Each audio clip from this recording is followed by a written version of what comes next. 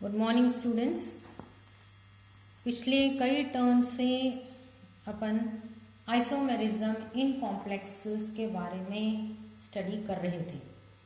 तो the topic of discussion जो था वो आइसोमेरिज्म से रिलेटेड था और ये थोड़ा सा पुराना जो है वो मैं आपको रिवाइज कराना चाह रही थी कि आइसोमेरिज्म को अपन ने दो भागों में विभाजित किया था। पहला स्ट्रक्चरल आइसोमेरिज्म और दूसरा स्टीरियो आइसोमेरिज्म। ठीक है, अब ये समावयता जो डिफरेंट स्ट्रक्चर्स के कारण है या ग्रुप्स सेम रहते हैं लेकिन अरेंजमेंट इनका अलग अलग होता है, विन्यास मतलब अलग अलग इस तरीके से उपस्थित होते हैं। इस प्रकार के जो आइसोमर्स होते हैं उन्हें स्टीरियो कहते हैं और दूसरों को स्ट्रक्चरल आइसोमेरिज्म कहा जाता है। अब स्ट्रक्चरल आइसोमेरिज्म में बहुत सारे प्रकार अपन ने स्टडी किए, जैसे कि यहाँ पर मैंने आपको लिख रखा है। ये है conformation isomerism, ionization, hydrate, coordination, linkage, coordination position, ligand और पॉलीमराइजेशन आइसोमेरिज्म। इन सब के बारे में अपन ने अलग अलग कोऑर्डिनेशन नंबर के जो भी कॉम्प्लेक्सेस बनते थे उनमें भी इनके एग्जाम्पल्स अपन ने स्टडी किए। तो ये स्ट्रक्चरल आइसोमेरिज्म के बारे में था। अब अपने को जो स्टीरियो आइसोमेरिज्म के बारे में स्टडी करनी थी, उस स्टीरियो आइसोमेरिज्म में अपन ने पहला भाग जो है वो ज्योमेट्रिकल आइसोमेरिज्म। ज्योमेट्रिकल आइसोमेरिज्म के बारे में अपन ने स्टडी किया और ये देखा कि इसमें सिस और ट्रांस कॉम्प्लेक्सेस बनते हैं जो कि 4 कोऑर्डिनेशन नंबर में स्क्वायर प्लेनर कॉम्प्लेक्सेस और 6 कोऑर्डिनेशन नंबर में अलग अलग टाइप के कॉम्प्लेक्सेस में सिस और ट्रांस, फेशियल और मर्क वाले कॉम्प्लेक्सेस या मर्क वाले आइसोमर्स बनते हैं।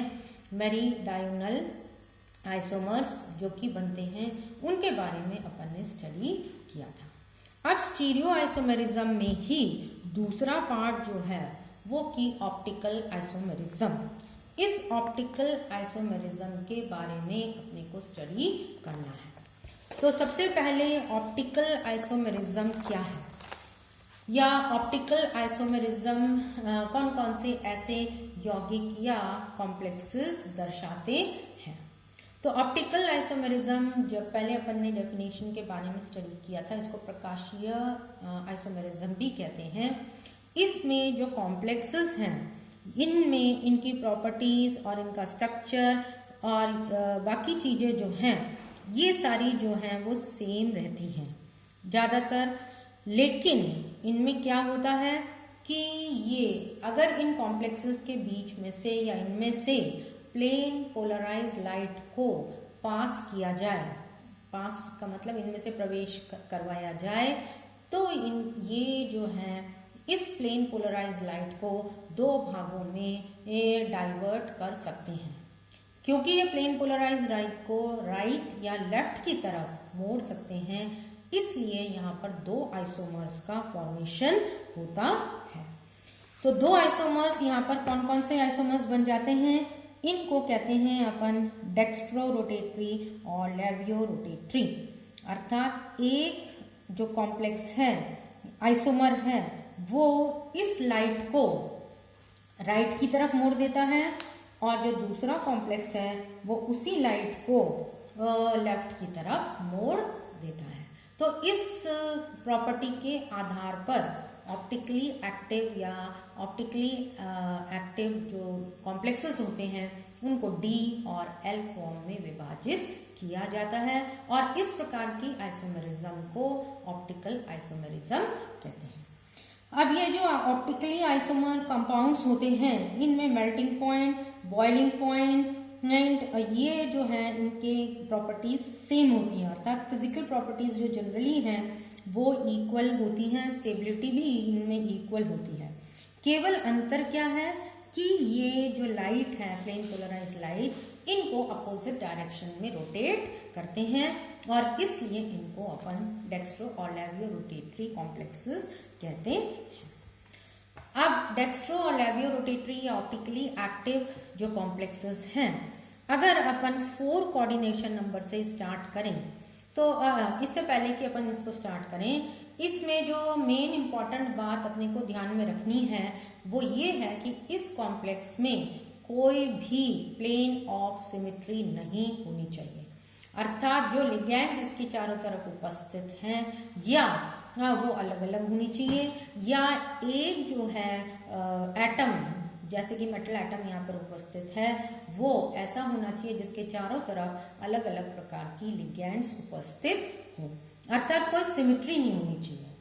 और जब सिमेट्री नहीं होगी तो क्या होता है कि ये ऑप्टिकली एक्टिव जो आइसोमर्स हैं ये एक दूसरे के ऊपर मिरर इमेज कहा जाता है। मतलब अगर इनको एक दूसरे के ऊपर रखा जाए तो एग्जैक्टली वो इमेज की तरह, एक दूसरे की मिरर इमेज की तरह अपने को प्राप्त होती हैं या दिखती हैं, इसलिए इनको मिरर इमेज कहा जाता है। और एक को डेक्स्ट्रो कहते हैं और दूसरे को लैक्रोरोटेटरी कहते हैं। अब जब प्लेन पोलराइज लाइट नहीं जब इनमें कोई सिमेट्री उपस्थित नहीं है तो कौन कौन से ऐसे कॉम्प्लेक्सेस हैं जो कि इस प्रकार की आइसोमेरिज्म दर्शा सकते हैं। अगर कोऑर्डिनेशन नंबर 4 से अपन स्टार्ट करते हैं तो उस केस में अपने पास टेट्राहीड्रल और स्क्वायर प्लेनर कॉम्प्लेक्सेस होते हैं, और टेट्राहीड्रल कॉम्प्लेक्सेस में तभी अपने को ये आइसोमेरिज्म प्राप्त होगी, ऑप्टिकल आइसोमेरिज्म प्राप्त होगी, जब उस एटम के चारों तरफ जो टेट्राहीड्रल स्ट्रक्चर है उसके चारों तरफ अलग अलग ग्रुप्स उपस्थित हों। तो यदि अलग अलग टाइप के ग्रुप्स उपस्थित हैं या लिगैंड्स उपस्थित हैं तो उसमें टेट्राहीड्रल कॉम्प्लेक्सेस अपने को, टेट्राहीड्रल का मतलब कॉम्प्लेक्सेस अपने को ऑप्टिकल आइसोमेरिज्म दर्शाएंगे। इसी तरह स्क्वायर प्लेनर कॉम्प्लेक्सेस भी ऑप्टिकली एक्टिव आइसोमेरिज्म दर्शाते हैं, लेकिन ये जो प्रॉपर्टी है ये ज्यादातर ऑक्टाहीड्रल कॉम्प्लेक्सेस में या जिसमें कोऑर्डिनेशन नंबर 6 होता है उनमें ज्यादा अपने को इंटरेस्टिंग लगती है।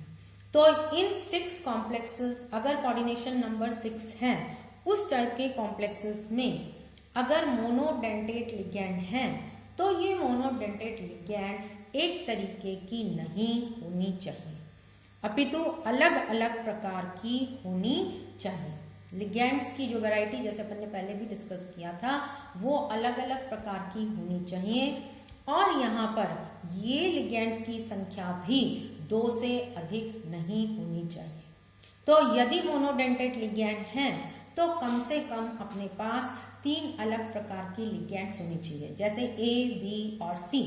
मेटल एटम के साथ 3 लिगैंड्स अपने को जोड़नी है जो कि अलग अलग टाइप की हैं, एक A है, एक B है और एक C है, और इनकी संख्या भी कितनी होनी चाहिए, 2 से अधिक नहीं होनी चाहिए।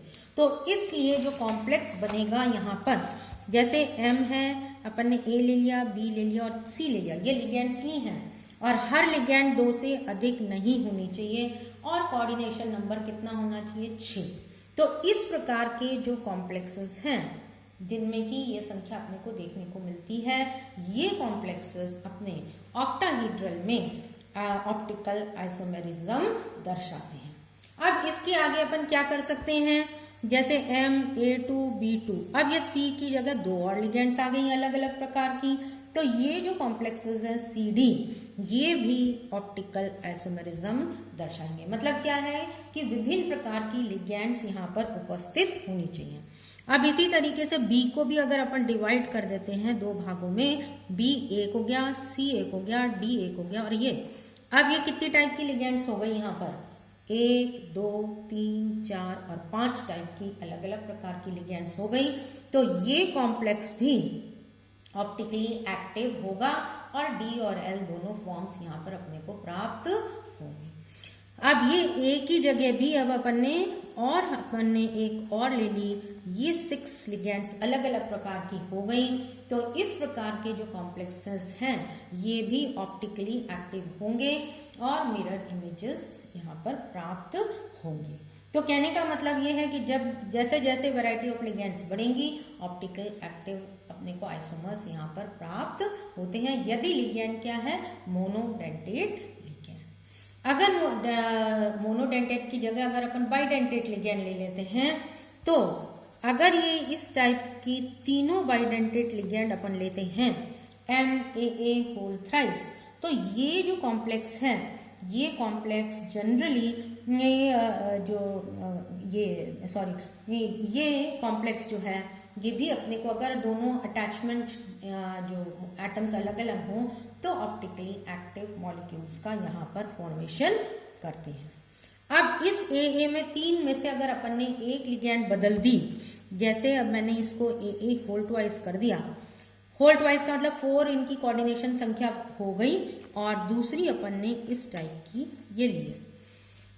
ये जो कॉम्प्लेक्स है इसमें केवल सिस फॉर्म जो है वो ऑप्टिकली एक्टिव होता है, ट्रांसफॉर्म जो है वो ऑप्टिकली एक्टिव नहीं होता, क्योंकि इनकी एक प्लेन ऑफ सिमेट्री यहाँ पर प्राप्त हो जाती है, और प्लेन ऑफ सिमेट्री जैसे ही मॉलिक्यूल में आ जाएगी ये मॉलिक्यूल्स ऑप्टिकली एक्टिव नहीं होते। इसी तरीके से इसी का केवल ये भाग, जैसे अपन ने ये 2 लिए हैं, यहाँ पर A और B कर दिया, केवल A2 की जगह पे मैंने A और B कर दिया, एक वैरायटी ऑफ लिगेंड और बढ़ा दी, प्रकार बढ़ा दिया, तो इसका भी केवल सिस कॉम्प्लेक्स जो है वो ऑप्टिकली एक्टिव होता है, ट्रांस कॉम्प्लेक्स यहाँ पर एक्टिव नहीं होता, क्योंकि उनमें प्लेन ऑफ सिमेट्री प्राप्त होती है। तो ये कुछ एग्जाम्पल्स हैं जिनमें कि ऑप्टिकली एक्टिव क्या होते हैं और कौन कौन से कॉम्प्लेक्सेस ऑप्टिकली एक्टिव बन सकते हैं, उनके बारे में ये था। अब अपन एग्जाम्पल्स लेकर के इनकी स्टडी नेक्स्ट टर्न पर करेंगे।